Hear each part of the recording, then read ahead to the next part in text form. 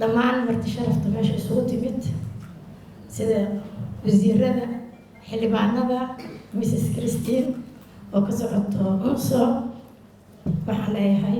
maalin wanaagsan salaan kadib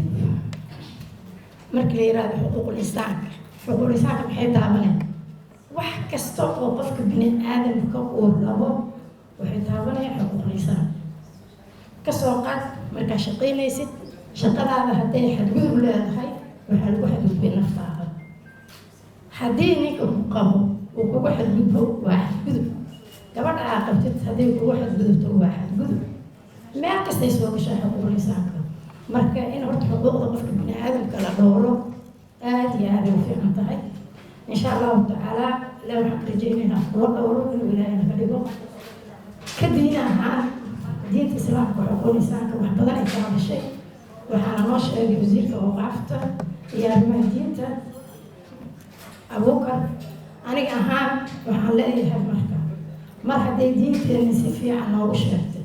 inaan qofka muslim amba qofkuu doonaba ha noqdo in lagu yirido naftiisu waa kaa xaaraan inaad dhiiggiisa daadisid sharaftiisu waa kaa xaaraan inaad ku xadgudubto maalkiisa inaad dhacdid kuma banaano maasha allah saasay diinteena ku kala dhigteen marka waa soo dhaweynayaa inaan markasta ka qayb qaadano xuquuqul insaanka meel kastayna soo geli kartaa marka ilaahay waxaan ka baryaynaa kuwii ilaaliyo oo dhowro inuu ilaahay naga dhigo waddanka saa ula socotiyo waxaa socdo dhiig badan ay markii hore daadinaysay nimankaan khawaarijka waxay dhiigii ummadda soomaaliyeed ku banaysatay maanta sheek haddaad tiraa waxay sheegaysa maaha hadda maasha allah dadaal badanaa jiro oo dhinaca dowladda dagaalo badanaa jiro insha allahu tacaala bidnillaahi kariim inay soo jartaan la rajaynaynaa annaga ka ahaan inteena meesha fadhiday inta maqanba haddaan ku dadaalno inaan annaga istaakulayno oo annaga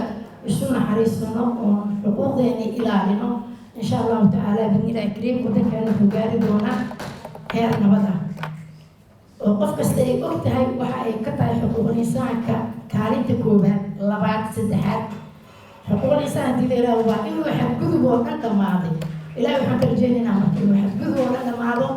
ummad isjecel isla noolaato kuwa banaanka nalaga joogo iyo kuweena gudahaba insha allah allah naga yeelo aada umahadsantihiin jazaakumullahu khayr shukran